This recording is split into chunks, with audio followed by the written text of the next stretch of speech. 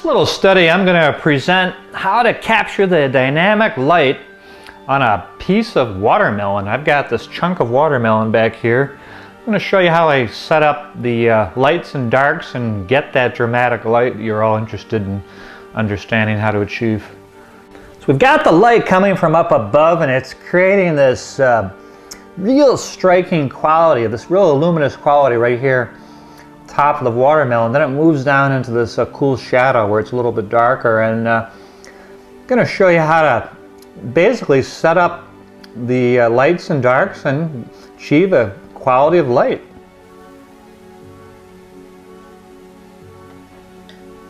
Got a big pile of mush. This is all my paint mixed together, and it turns out to be a neutral gray. I'm going to use that to block out, you're probably shocked, I'm going to use it to block out my watermelon and put in some shapes from the negative space.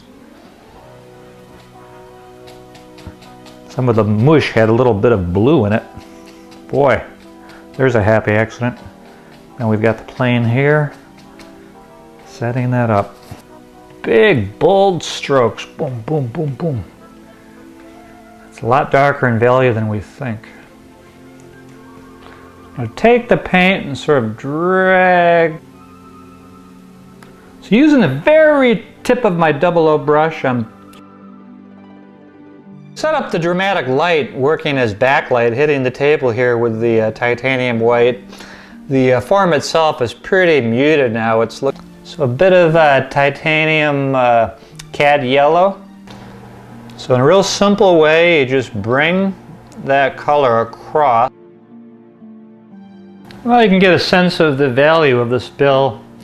I'm going to drop a few more marks right here. I want to bring that up, make that slightly higher key.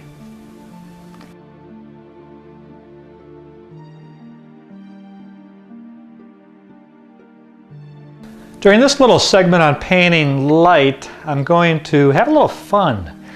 Right behind me here, I've got this still I've set up. You can see it here on my easel too underway. It's of a martini glass with a smoldering cigar and this classic porcelain ashtray from a famous Parisian restaurant.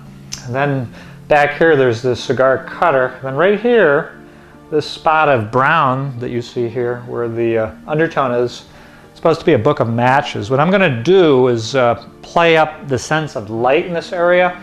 My objective is to paint this area so light looks like it's hitting it. Just like light's hitting the ashtray, I want to get a sense of light and shadow within this spot. And you'll see in a second that the actual book of matches is real bright red. I don't want to use that local color necessarily, so I'm going to deviate slightly and make it more towards violet so it's more harmonious with the fabric I have here. Let's see how I do this.